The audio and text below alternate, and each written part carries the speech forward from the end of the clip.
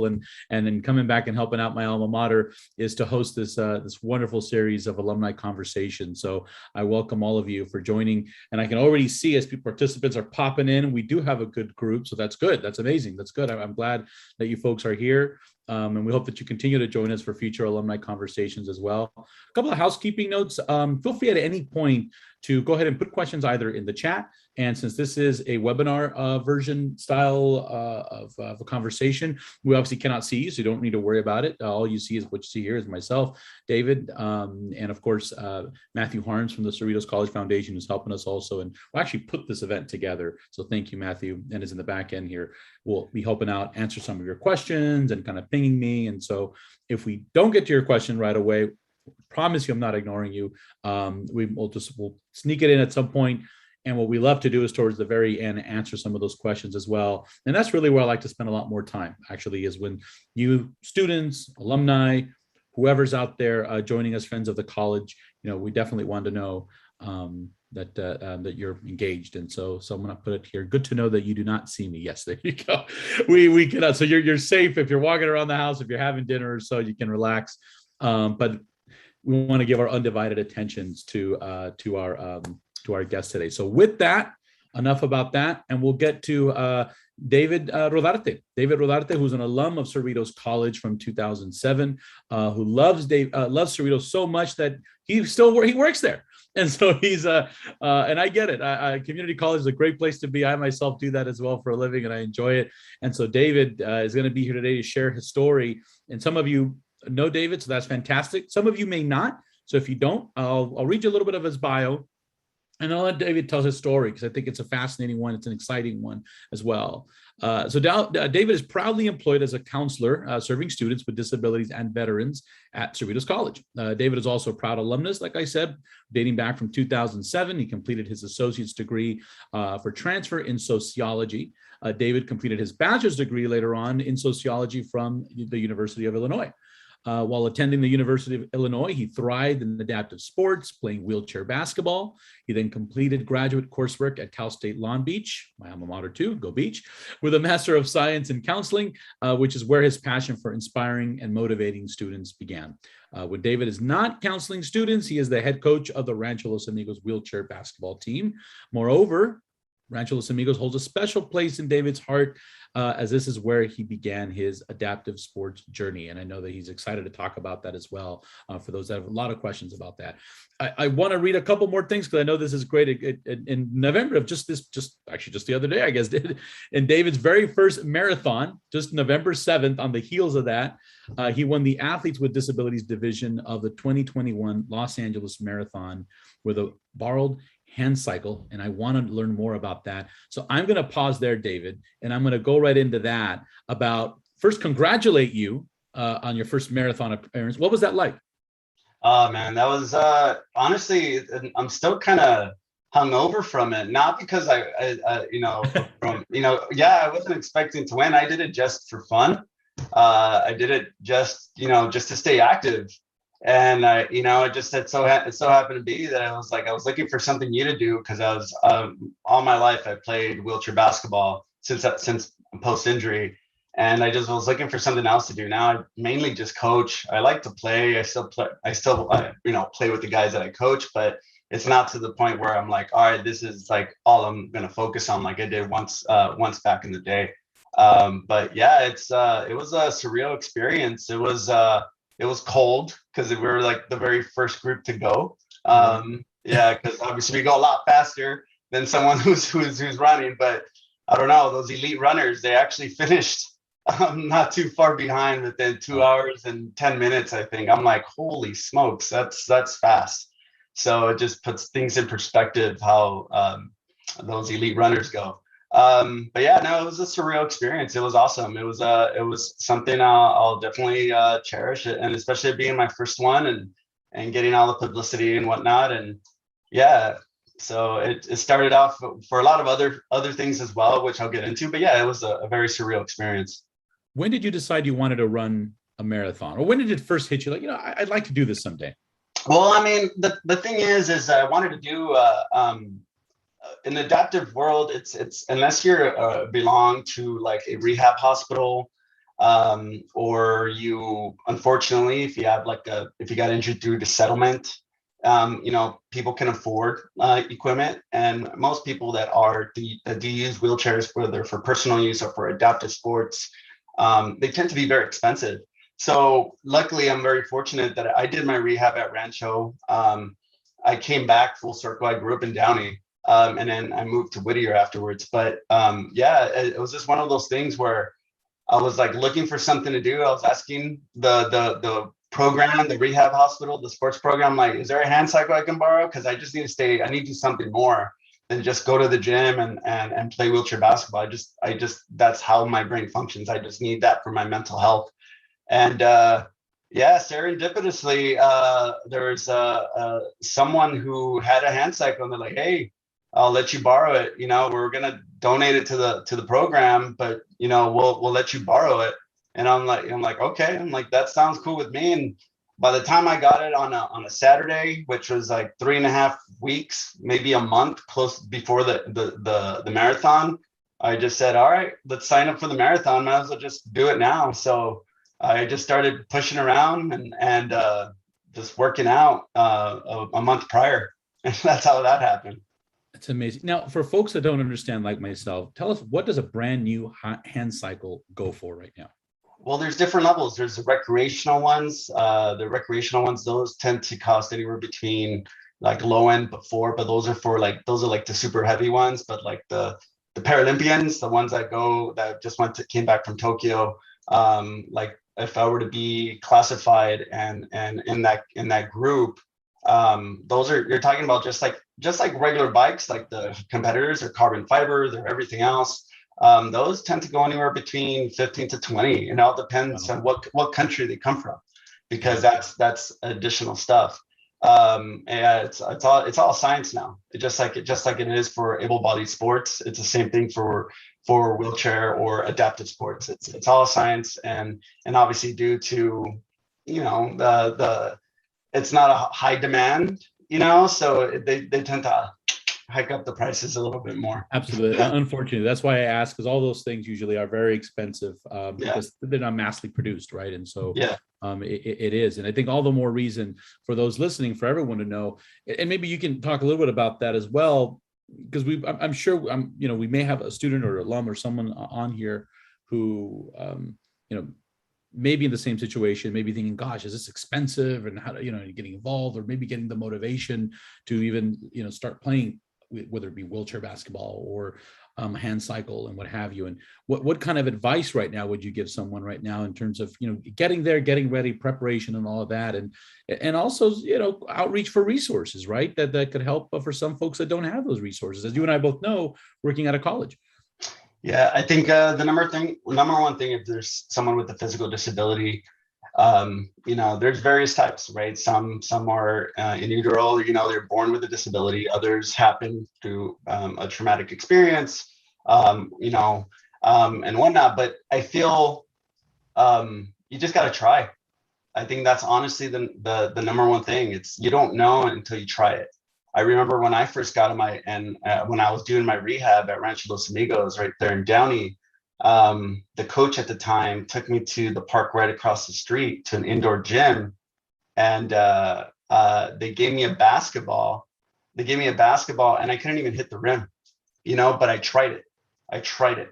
And then they introduced me they said, would you want to try? And during the summer months, during the basketball off season, we do wheelchair football. And you're talking about like straight up hitting each other in an outdoor hockey rink. So we're like banging each other up. We're doing all that stuff. But but basketball always had my heart. I tried tennis. I tried it and I didn't like it. So it's not my thing. I'm more brute force than finesse. So that's why I never really gravitated towards tennis. But I think advice is just, if there's something out there, try it. I'm not sure. I know adaptive sports are getting a lot more publicity, especially like this last year with Tokyo. They were showing things on NBC. They actually showed on NBC the gold medal game of the men's wheelchair basketball game against Japan. I actually played against and with five of the 12 Paralympians at the University of Illinois. So that Really? three of them are actually really good friends of mine, and the other two I just know them through competition since we're in college. Yeah, so it's nuts. Yeah, but yeah, I think the exposure, trying it. Like I said, I didn't like tennis, but some people gravitate towards that, and I feel now that I'm a little older and I'm coaching now. That's why I think I was like, I just want to do hand cycling. I loved it. Going the fastest I think I had the Strava app, and then I think the fastest I got at some point was about 18 miles per hour when I was going downhill. So I was like, I loved it. I couldn't hear anything. And I was like, oh, this is a thrill. Like, I love it. So I think, and it's with basketball, you have to rely on four other people, but with hand cycling, it's just me. And I gravitated towards that. So Someone's asking here, how did you adjust your time with work, school, and wheelchair basketball? that's we should probably ask my girlfriend that. I don't know. So honestly, it's I just I feel, I'm very fortunate right now that I have a job that's very supportive. I have a family that's very supportive. I have a partner who's very supportive. And then I have a job that's, my coaching gig that's very supportive. They're very understanding of my full-time gig, and what I do with the coaching, that's my part-time gig. But I think it's just a matter of good time management. Honestly, it's and also to passion. I think when you're passionate about something and it really means a lot to you, you'll find a way to get it done and to do it. So and I think that's number one, the most important thing, Yeah. And we have a question. Oh, someone's answering you back here to a panel. So are you still coaching? Are you currently head coaching over at Ranchos Amigos? Yeah. So so what happened is, I played wheelchair basketball at the University I started at Rancho, and then I ended up getting a scholarship out to I did a camp in San Diego. The coach of Illinois was there. He's probably one of the most decorated in the history of the sport. His name was Mike Frogley. He was a Canadian national team coach. He coached the Canadian national team, which won multiple silver and gold medals in the Paralympic Games. And then he also coached University of Illinois. I went out, he recruited me. I went out there, he gave me a scholarship. I was out there. I was a transfer student, obviously, from Cerritos. So when I transferred out there, we have 5 years eligibility. I only stayed there for 2 because scholarship money starts running out. So now I was like, yeah, so I went out there. I played out there competitively, won a national championship out there. I think you'd see that's like, I'm proud of my jersey and the banner. Yeah, we won a national championship out there. And then I came back from Illinois, and I got picked up to go play professionally in Spain. I played out there for about a year and a half. It's, believe it or not, out here in the States, wheelchair basketball is more like a recreational. It's like, oh, look at him, great. But out there, I almost jokingly, I always say, it's like they're always finding an excuse to drink. So they actually paid us to play. And the biggest crowd I think that was there was about 4,200 people.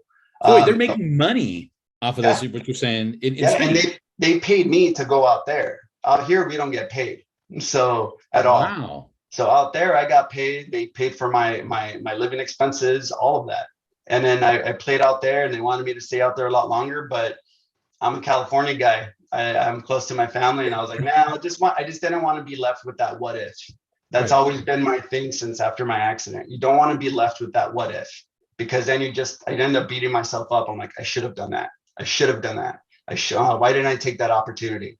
So yeah, I played out there, and then my coach. And then once I came back, I played recreationally with some local teams. During that time, it was like post the recession, and Rancho didn't have a team at the time. So I played with the local team, and then I coached while I was in grad school, a team of wounded veterans down in San Diego, with the wounded vets, a bunch of amputees that were coming back, TBIs that were coming back. And I started coaching, my first coaching gig. We went to the national championship. We got runner up, unfortunately, for our first year team. I was able to work with him for about 2 years. And then afterwards, making that commute to San Diego got a little long. So I got a little old too. So I decided to come back, play recreationally again, just because I needed that for my mental health. And then Rancho came a knocking about like 2 maybe 2, 3 years ago, and they're like, "Hey, I think it's time for you to come back." And I'm like, "Oh, okay. Like, in what capacity? Is it to play? And we want you back to coach." And I'm like, "Okay."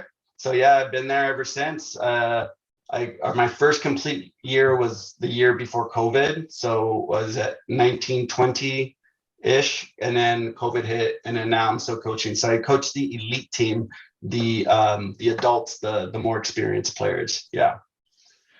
So I'm fascinated by a lot of what you just said right now, but I'm going to go back to the Spain thing. And because, so what does that tell you when you say, Jason, hey, there was 4,200 people that showed up. They paid me to go out there and play.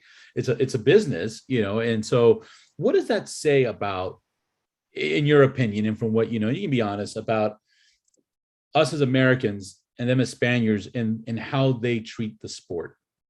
We are way behind, plain and simple, unfortunately. I feel like they're making strides with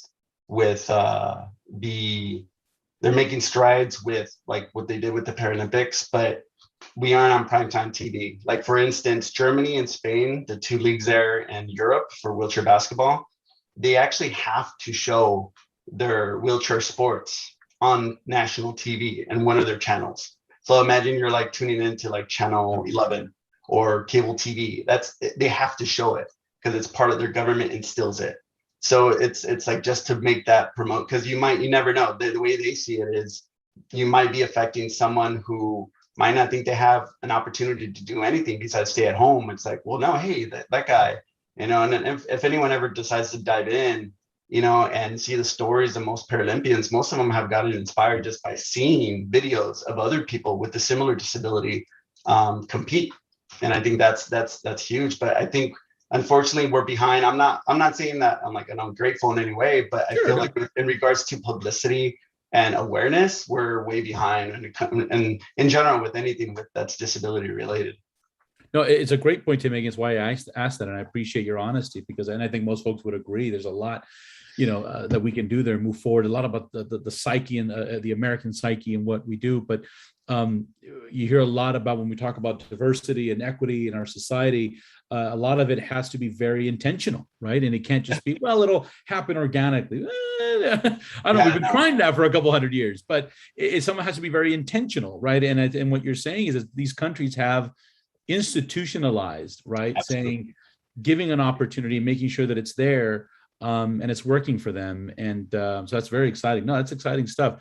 What's the toughest thing about coaching versus playing and coaching? I just recently came out of coaching my little girl softball team, and I don't know if I'm going to do it again. That was a pain in the butt. But yeah, tell me. So there's a lot of pros and cons, right? I think in regards to the difficult part of coaching is dealing with personalities. We all grow up in different environments. Some people have anger issues. Some people are more lax. It could be a cultural issue. It could be they might be having a bad day that day, and they might be more aggressive that day. But I actually enjoy it because of that. And I think the reason why I enjoy coaching is because of my background with my counseling. So I'm able to listen. I have my moments where I can, I bite my tongue and I bite my lip, where I'm like, oh, I feel so frustrated. But the thing is, it's a process, right? And I think, and then in order for someone to reach their max potential, you have to be patient. You have to keep working. And it's like, I just recently had a tournament this past weekend coaching. We went 2 for 2, and we came back and we won a game, a buzzer beater to win our last game to finish, at 500.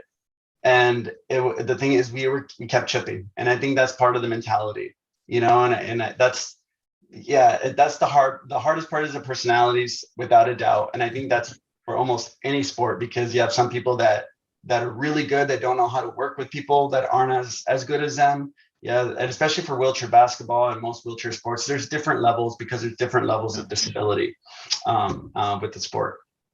One of my favorite quotations comes from the late John Wooden, of course, and he would say, it's contrary to what we were growing up, we were told, but what I love, so he would say, sports does not build character, it reveals it. Absolutely. Yeah. And one of my favorite quotations of all time, the sports doesn't, because everyone says, oh, it builds character, and the guy doesn't. He'd say, no, it doesn't build character, it reveals it. And it's true. if you get on any team, on any group, right, whether it's at work or a sports team, there's one of everything, right? There's always this person, and then the one that acts like this, and so it really does reveal who's who on a dugout, whether it's baseball or. But it's rewarding. But it's rewarding when you get, at least in basketball, when you get 5 people working together in unison. And I think that's like, there's another quote by Mike Krzyzewski, who's about to retire, the coach from Duke basketball, Duke University. It's like, you need 5 fingers to make a fist, 5 fingers, and then the fist is to work. And that's 100. I always use that quote. It's like, got to work together. We got to work together. So yeah. Yeah, very, very cool. Of course, if you have questions, folks, go ahead and put it on the chat or put it on the Q&A. Oh, I think we probably have a couple there. So we'll get that in a sec. We're going to switch a little bit, and we'll get to your question here, Tristan, in a second. But you mentioned something, David, and you took the words out of my mouth when you were talking about coaching. And I thought, well, he's a counselor, so I'm sure this helps him. And then you said the counseling helps you to be a better coach, which is true. So let's segue into that. You tell us about your career in counseling and student affairs, and in fact, maybe take us even before that to your time as a student at Cerritos College. And what was that like as a student? Tell us about your story from being a student and then becoming a sociology major and eventually getting into counseling. Yeah, no, absolutely. Yeah. So I went to private high school. I wanted to go to, I wanted to go to Berkeley, actually, believe it or not. I didn't get accepted. I got accepted to UCLA, but I chose not to go because I was so upset that Berkeley didn't accept me. And I got accepted to a few Cal States as well. But I just decided to take a year off. I started working and I got hurt, I decided through a car accident. And while I was in rehab, an occupational therapist was like, hey, you should really go to school. We have Cerritos College, it's nearby where you live. And I'm like, okay, I'll give it a shot. Started off with the PE before there was adaptive PE classes there. Believe it or not, Cerritos is one of the few colleges that actually has adaptive PE classes now, which is awesome. So I started off, to start off with 1 or 2 classes. And once I got in rhythm and once I felt like I was a better college student than I was a high school student, because I was like, wait, I could take classes. Actually, I get to pick my classes. I can choose what I want to study. I was like, this is amazing. I'm like, heck yeah, let's do it. So then I started dumping on 12, 15, 18 units per term so I could transfer out as soon as possible. And at that time, I was already getting recruited to go to Illinois. And I was like, all right, now I got to put pedal to the metal and really try to finish my grades, finish my classes and get good grades so I could transfer out. And University of Illinois, very fortunate, it's one of the top 25 public institutions in the nation. So that's why I was like, you know what, this is awesome. This is a great opportunity. I get a scholarship, I get to study for free, from a good institution. I was like, yeah, let's absolutely do it. And it's near Chicago. My brother went to Notre Dame. So we can go to Notre Dame games, forget Illinois games, but Notre Dame games, cool, So So I ended up going to school. There's a few people that I work with now in student accessibility services, but then it was called DSPS. I always, would always say hi to them. They would, and I remember at the time, the dean at the time invited me to go to a conference. It's called KPED, post-secondary, California post-secondary. It's a group, for higher education, and it was awesome. I went to Tahoe with these individuals. I was like, oh, I got to see them in a different light. And I'm like, oh man, this is awesome. And I never thought, oh, I want to be a counselor. Never. And then I transferred, did my Europe thing, came back from Europe. I'm like, all right, now it's time to grow up. I need to go to work.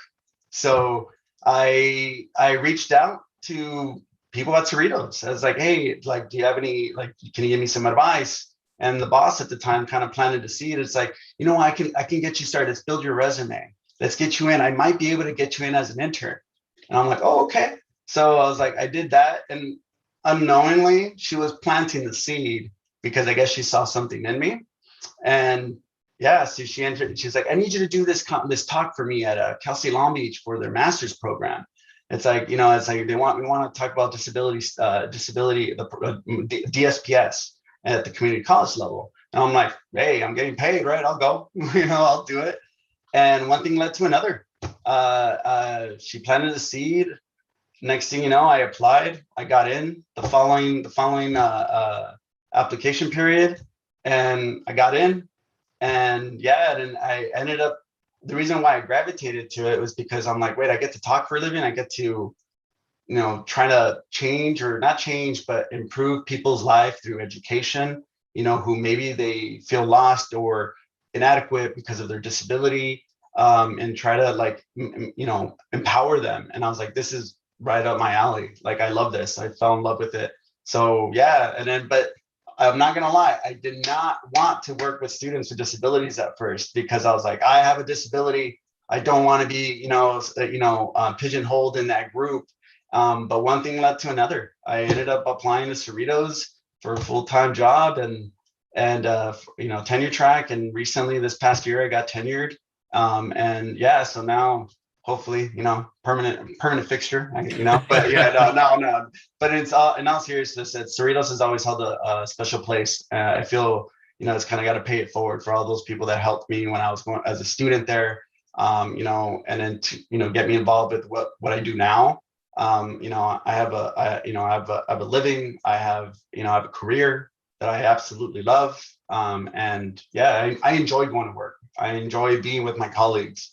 And it's fun. It's, I never go home like, ugh, I'm so frustrated, or like, oh, this and that. No, it's always like, I'm very grateful. Maybe that has to do with my experience of me being injured. I don't know, but for me, I love Cerritos. It's always been a special place in my heart. Well, that's amazing, David. And as an alum, even though I don't know you as well as some of the other folks I'm sure that I hear, we're very proud of that. So that's exciting. And it really is. And it's good. And I'm happy for the students, because at the end of the day, they're benefiting as well from your amazing counseling experience and your passion for it and for them. So that's absolutely amazing. I do want to ask, you mentioned when you were talking about Cerritos College as a student, and your injury occurred while you were at Cerritos. Is that correct? No. It happened prior. It happened back in 2003.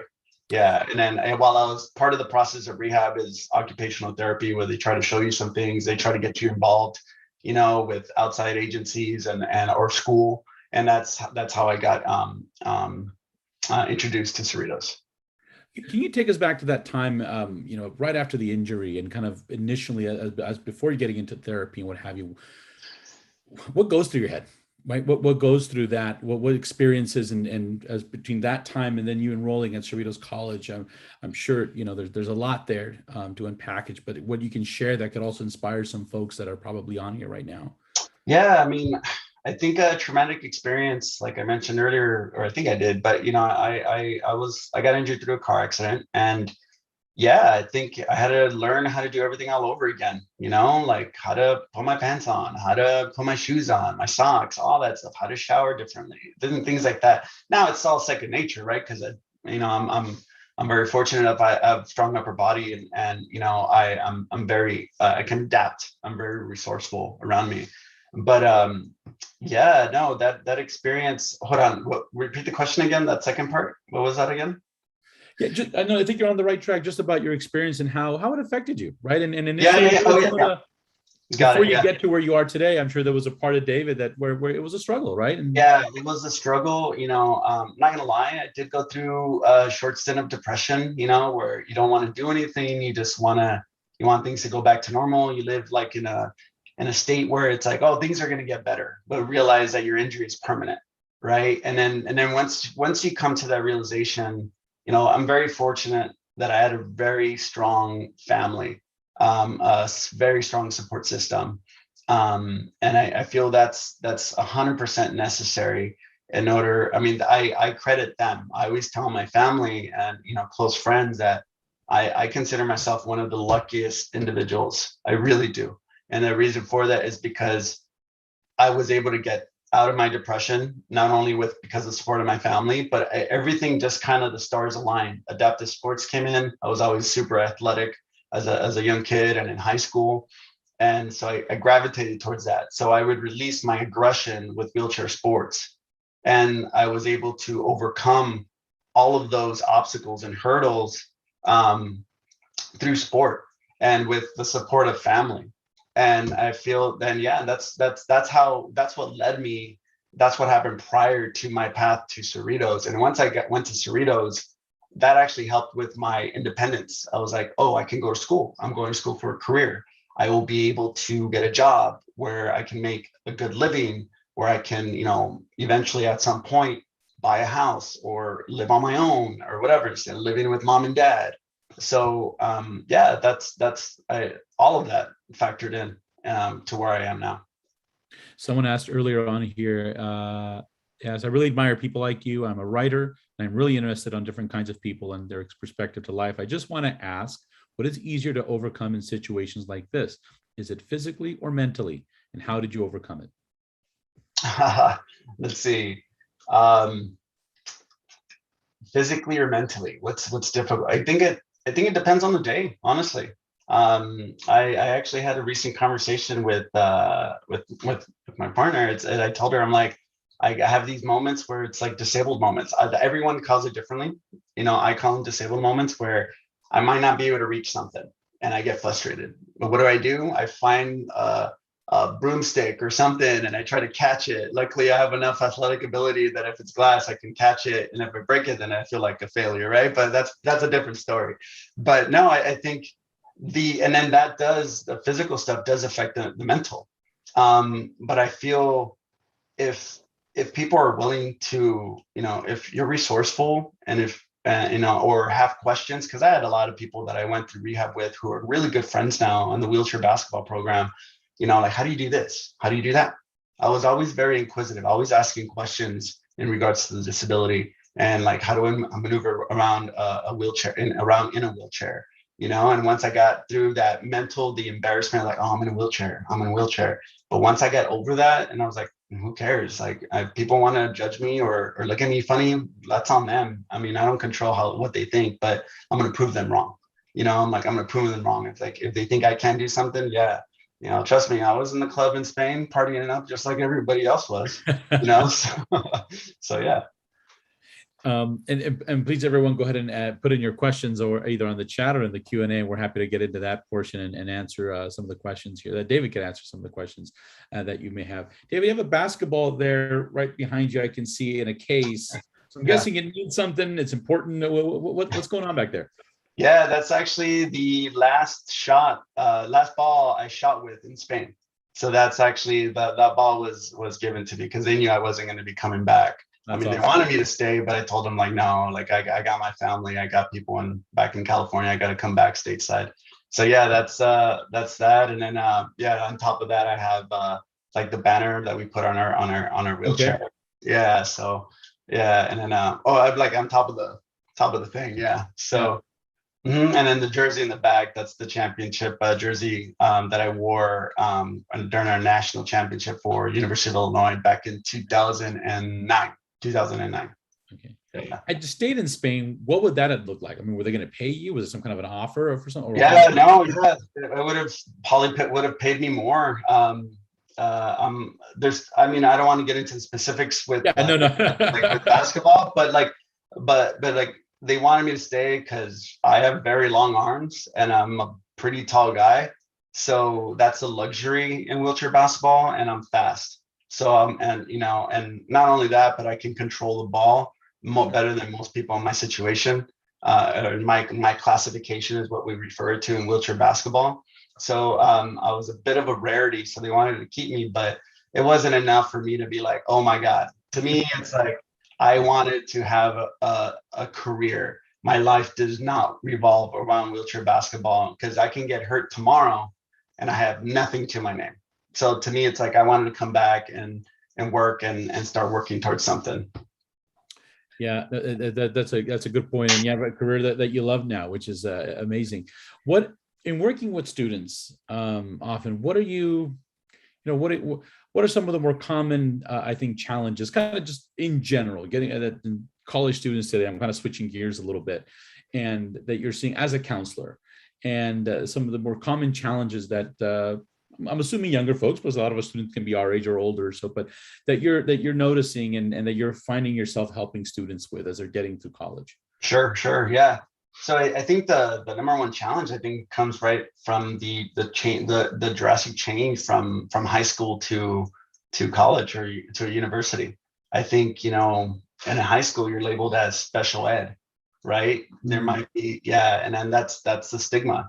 You know, there's a lot of students, believe it or not, at Cerritos College that do not utilize services. As much as we try to promote our services, they don't want, because for 4 years of their life, if not maybe longer, they were labeled as special ed, right? And they didn't like it. They felt, you know, they felt like outcasts. They felt all of that. So I feel like the biggest adjustment right now, what I'm seeing, you know, is with the younger students. Well, we'll refer to the younger students right now is the ones straight out of high school, is making the adjustment, knowing that college is completely different, you know. And but guess what? That's also the norm. That's also normalcy in regards to someone that doesn't utilize our services. You know, the general student, the student that doesn't have a disability, or who knows, maybe they do. But that's also a common occurrence as well. It's, you know, making that transition is very difficult. But now making that transition with someone with a disability that's documented, they tend to struggle with that. With older students, or some, maybe that's someone that got hurt a little later, it's always the adjustment period, right? They need to figure out, you know, maybe it's an individual that already had kids, married, and, you know, they are in a wheelchair, or, you know, maybe it's a vet, you know, who came back from Afghanistan with PTSD or a TBI. You know, it's a lot of different factors. You know, there's a lot of challenges. Everybody's completely different. But yeah, I mean, it depends on the individual. Without, of course, naming any names, but can you tell us of a story that sticks out the most in your career so far as you've been helping students that you could say, well, you know, you'll be telling that story for a long time? Honestly, I always remember the people that transferred, the ones that were able to move to get their degree. Like, you can't really see right now, but like on my wall, I have 3 degrees, but the one that's on the very top is Cerritos. That's the most important one, because that's what started my journey into higher ed. Um, um, there's stories, those are plenty, you know, but I think, um, for me, being able to see a student who maybe didn't lacked confidence, didn't know what exactly, you know, they wanted to do with their life, or what they wanted to study. You know, they were just told by a parent, or maybe an OT, like in my situation, you should go to school, you know, and they go. Yeah, having them, you know, um, go to school. I mean, and get a degree and transfer. Maybe they're the first one in their family to get a degree, you know. So there's a lot of different things out there. But stories, oof, I mean, there's plenty. I get lost with all the stories that I deal with, because, you know, I think recently, I mean, I will share this. Obviously, I'm too HIPAA, I can't share names, right? But the thing is, there was an individual, um, on the spectrum, great drawer. He just transferred out to Cal State Long Beach, you know, Go Beach, and he's doing really well out there. He's doing really well. And I remember it was during, he graduated during COVID, so it's kind of rats, you know, like, darn it, like I wish he would have had the whole experience of graduation. But he did the whole drive-through graduation ceremony. There's pictures of him, which is awesome. And yeah, and I actually followed up with him not too long ago, and he's excelling. You know, he's at Cal State Long Beach in the studio arts department. So like, it's phenomenal. It's phenomenal. He started unsure, and he gravitated towards something, and yeah. So yeah, and then just so you know, like I have a family member who is on the spectrum, and that's another reason why I did the marathon, is because I was just raising awareness for the autism research nonprofit. Yeah, so Organization for Autism Research. So yeah, I was like, you know, if I'm gonna do this, I might as well just do it. You know, try to gain some awareness, and you know, a lot of people donated to the cause as well. So Well, that's fantastic. I prior to working in the school that I work now, I worked at an art and design school here in Southern California, and it was enlightening to see the number of students, right? A high number of students as compared to the proportion of other colleges, of students that are on the spectrum, that are amazingly talented in oh the yeah. art and design world. And it really is, and it's a pleasure. I can go on and talk about that, but when you said that, it brought me back to that, because I can think of some folks there just that very, very talented, and it's amazing stuff that they do. Question one, not to put you too much on the spot, David, but when we talk to folks about their experience, and I went through that, you go to Cerritos, you go to a four-year school, and they're all great, right? We're not going to talk negative about any school, but what was different about Cerritos, you would say, that it was different from your experience at University of Illinois or any other school as well, that's obviously you're very proud of, from what we can tell? Yeah, I think I was able to relate to the population probably the best. Really? Yeah, absolutely. Because I saw, it was very diverse. Long Beach was diverse, but when you go to grad school, you just go to the class, you're in and out. You're not really hanging out with the whole student life portion of it. But University of Illinois, I was surrounded by corn and soybean fields. So that tells you everything, so there wasn't much diversity there. I went to school with Michael Jordan's oldest son. He was the same graduating class. Oh, okay. So that just tells you that people with money. So Chicago is like the financial capital of the United States. Like everything goes through there. So yeah, so you get a lot of money out there, and I'm like, yeah, I don't belong here. I'm just gonna stay 2 years. I'm gonna get my degree and I'm out of here. But I mean, I enjoyed my time there. Don't get me wrong, but I think the reason why I enjoyed and why Cerritos stood out for me and why I liked it so much is because I could relate to the population. So that's why I wanted to, when I went to grad school, some people go to the UC, some people go to the Cal States, others go to the community college. And I personally wanted to work at the community college level because that's where I felt the most at home. And then I always wanted to work at Cerritos, or at least try to get the possibility. And very serendipitously, things got aligned, and I applied and I got the job, 4.5 years ago. So it's crazy how things work out, Yeah. And I know there's always folks, especially at community colleges, that are I have family members who have been a little fearful. And I think especially I know that in the Latino community sometimes, about moving away and going to school outside of your area. And it's, sometimes mom or dad get really, they don't want to let you get past 10 miles away. And so, but what was that experience like? What would you tell students maybe that are thinking, oh gosh, should I transfer outside of the LA area? And do I dare go to the East Coast? I mean, what message do you have for those folks? Yeah, I think what's the most important is I'm a first generation college student, but I'm also the youngest of four. My parents worked their butt off. My dad worked at a bakery for 35 years, so he worked, he came to this country, he got his work visa, he was making cardboard boxes, and then he ended up finding a job for a bakery, and he never left. He was a union job. He was happy. He was able to provide for his family. We never had anything expensive. We never had the year car or anything like that. But the one thing he valued was education. And he put us all, what he thought was best for us. I'm not trying to say public school is better than private or private is better than public, but he did what was best for him. And I was very fortunate being the youngest of four. My oldest brother went to the U.S. Naval Academy out in Annapolis, Maryland. Wow. Yeah, he's a nuclear engineer. And then he's retired now. He's the oldest one.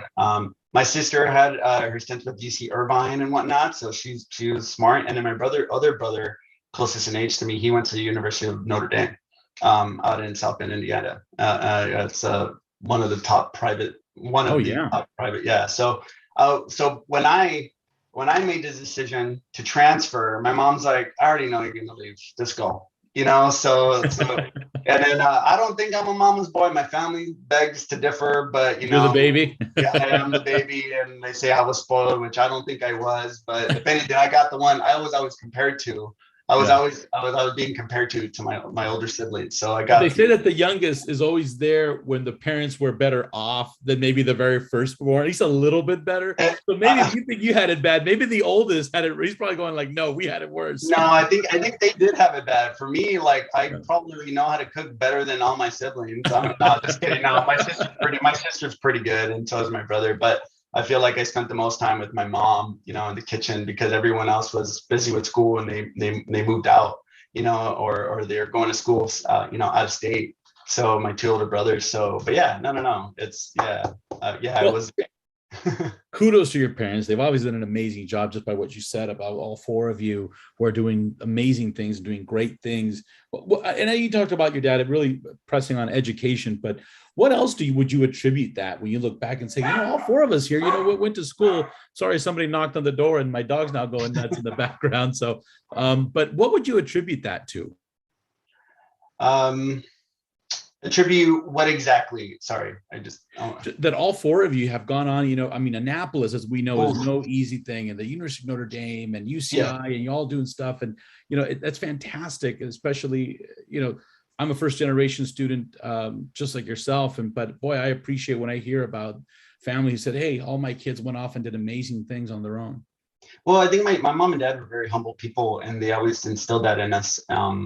Even like the whole, like me winning the marathon, I was like, oh, hey guys, like I won, like, and then so like my colleagues were like, oh my God, this is amazing. And I'm like, whoa, like I was still hungover from the win and sore, right? And they're all getting, so they're not very impressed with what you're saying. But the thing is, my coworkers are like the best hype people. Awesome. It's awesome. I love it. I absolutely love it.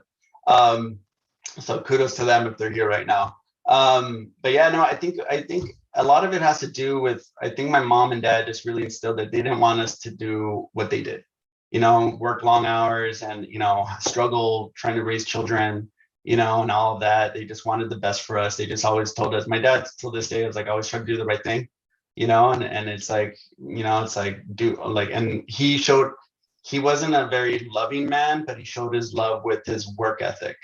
And I appreciated that. And I think that's where I get my work ethic is from my dad, but also my mom, because my mom had to work, had to take care of the children. And honestly, I'm obviously, being a mom, I mean, kudos to them. Anyone that has the moms out there, wow, like that's, I don't think there's enough credit given, for the moms out there. Yeah, that's huge, huge.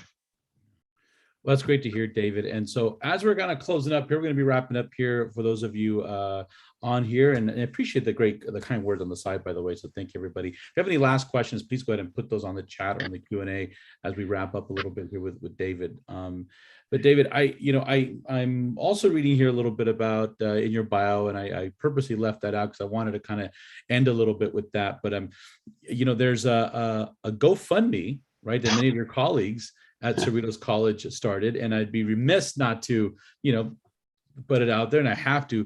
Tell me a little bit about that. I know you're a very humble guy, and I'm probably embarrassing you and what have you, but you know what? I think that we have to talk about that, and just also because it just shows, I think it says a lot about a person when colleagues go out of their way to do something special for another person. And so I think they deserve also that same kudos. So why don't you talk about the amazing thing that your colleagues are doing for you? Yeah, no, it's funny because one of my colleagues was there.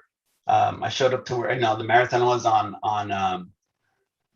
Sunday, on the 7th. I worked the next day, not in the office because I'm working from home and then on Tuesdays, but I showed up on Tuesday and everyone's like, how did you work yesterday? I'm like, well, I got to work, it's like, I feel like it's a responsibility that I have for, my students.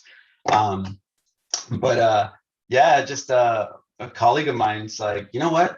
With all this COVID stuff that's going on, we need some positive light. Like, is it cool if we do something for you? And I'm over here expecting like a pizza party or something, or sandwiches. And then one thing led to another. It's like, hey, we're doing a GoFundMe. I'm like, for what? Like, I mean, and like my weird sense of humor, I'm like, unfortunately, a lot of GoFundMes have a lot of, because something negative happened, right? Especially with COVID happening, like a lot of people did that because they need money for funerals and stuff like that. And honestly, like I would donate here and there whenever like a close family member needed, but it was always for something like they needed support in regards to like a death. Unfortunately, that was my experience. I know other people have donated for a lot of other things, or for the more positive stuff, but unfortunately my experience. So when he said that, I was like, oh,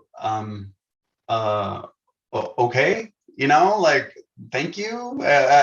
It's just because I've never been one to ask people for money, so that's just the way I got brought up. It's like, you got to work hard. And if you want to buy something, you better buy with your own money, and use cash if you can. If not, don't put it on credit. That's my dad's old ideology, the way he thinks. But or paid in full at the end of the month. That's is always this thing. But yeah, no, it turned into an idea, and it's awesome. You know, all my coworkers in the office, they all went along with it, and they're like, yeah, let's hype them up, let's do this. And they're like, how much does a bike like that cost? And I told them, they're like, oh, okay, yes, we need to do this like stat. So yeah, and it's crazy because I did borrow one, and that thing's like pretty heavy, and I did pretty good. I was like, I'm gonna finish this race in 2 hours and 30 minutes. If I can finish it, I'm okay. I finished it in 2 hours, like 2 hours and 1 minute, which is pretty good for my first time with 3.5 weeks of training. So, but yeah, I think, yeah, pretty much that's how it came to be. And I'm very appreciative, very humbled. I'm very, you know, my coworkers, my colleagues, you know, that put it together, you know, have been blasting it. You know, it's hard because I'm big on Instagram. I like being on Instagram all the time, but I can't, for myself, I cannot share it because I feel guilty. You know, so I'm like, other people are like, we'll do it. I'm like, I mean, hey, that's your deal. That's your IG, not mine. So, but I still struggle with that, to be honest with you. Yeah, no, I can see it, and I can see the genuineness of it when you talk about that. And so, you know, I would never put you on the spot that way, but you know what? I'm going to go ahead and share the chat. And you knew I was going to do that, right, David? So I am going to share the link, and the link is there. I'll do it for you, you know, but well, with that, you know, David, unless anyone has any other questions, I want to say this definitely has been a fun interview, and one of the I would say better interviews, because I can feel the energy that you have for students and for what you do and the positivity. And I love interviewing folks that just have that energy all the way around. And so thank you for doing it. I appreciate you coming on and doing that. Continue doing what you're doing for our students as an alum. We appreciate that. And I'm sure we'll cross paths, especially as we start doing stuff more in person. This would have been great to do in person. I know, Matt, that we've got some plans for 2022. Where, you know, hopefully the things start to kind of get more exciting as we get it close, and that'll be great to meet you. Thank you. I'm seeing a lot of great comments. Thank you, everybody. And I know that also, you know, someone on here put David is very dedicated to our students. Someone else said we love David and all that. So, you know, your friends and folks, and they're coming out here for you to support. So you don't have to be nervous anymore. I know you said at the beginning before we came on, you know, I think they're more nervous for me, you know. You know, so it's okay. I don't beat people up too bad in these interviews. So you're good to go. All right, everybody. Well, you know, follow the Alumni Association on the web, and what have you on Instagram as well. Make sure you do that.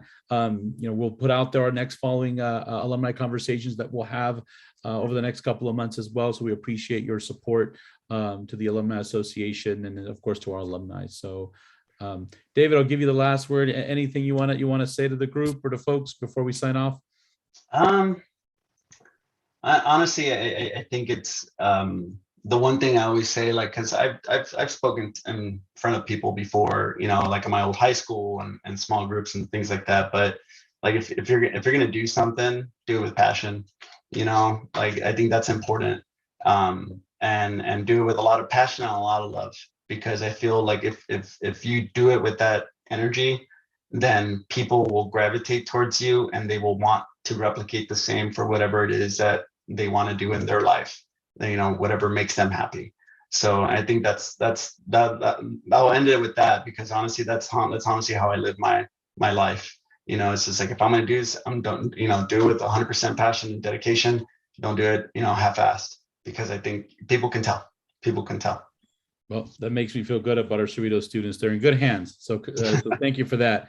That's awesome. All right. With that, everybody, have a really good night. Since we won't see you, you know, have a great Thanksgiving holiday weekend and all that stuff. And hope everyone stays safe. And however you celebrate, that you're with family and friends, and you stay safe.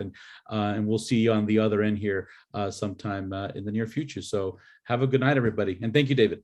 No, thank you, Jason. Appreciate it. All right. Bye, everyone.